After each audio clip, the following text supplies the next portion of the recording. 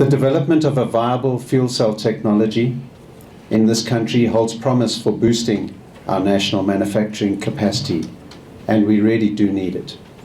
Southern Africa is home to around 80% of all of the platinum resources on this planet, and it makes the local manufacture of platinum fuel cells an exciting possibility to drive economic development, sustainable job creation, and social good. As the world's largest platinum supplying region, we have a guaranteed supply of the metal and the potential to increase the demand for it.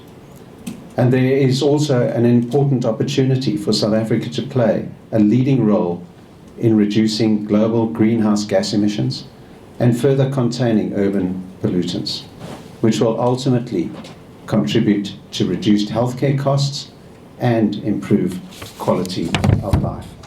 PGMs, even though we're going through difficult times, are still the second largest export revenue generator for this country and contribute more than 10% of national collections.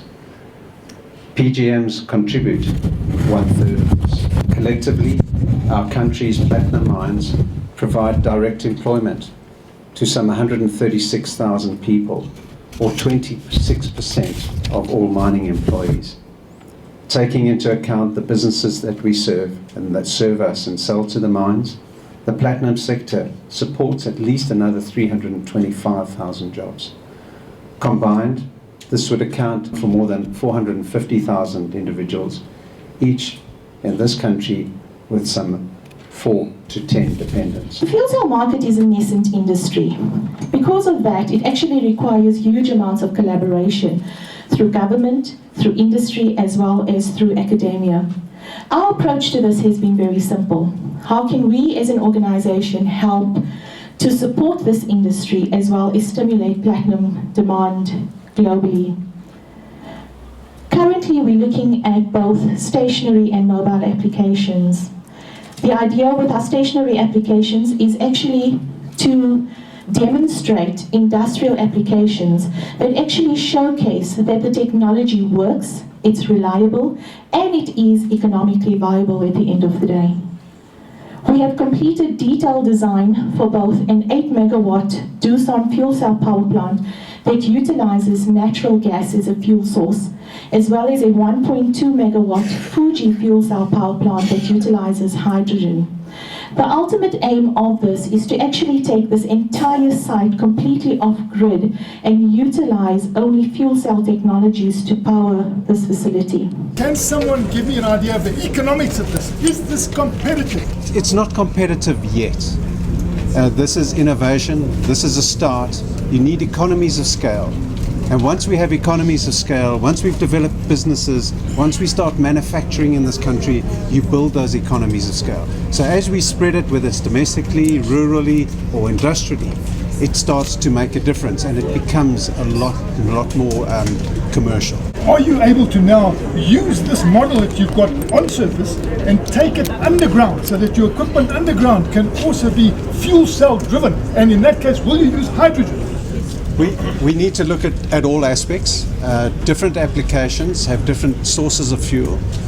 Here we have hydrogen gas and we have steam, which assists with the hydrogen that goes into this fuel cell. We don't have that readily all over the place.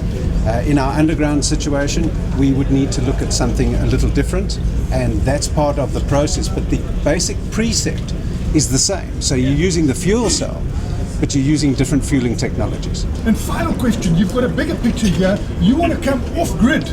You want to come off the Eskom grid. And you've got plans underway with various top players here to take you off that grid at 8 megawatts. Do you see that as being competitive? Yes, we certainly do. When we achieve mass take-up, then you begin, one, to be competitive. 2, you then are developing your own power sources rather than depending on the grid. And I think 3, you're responding to a range of demands for renewable energy. So the scientists who are with us here from HISA are telling us that modification is possible, depending on context, depending on need, depending on purpose. So we've developed to the point where we can indeed modify.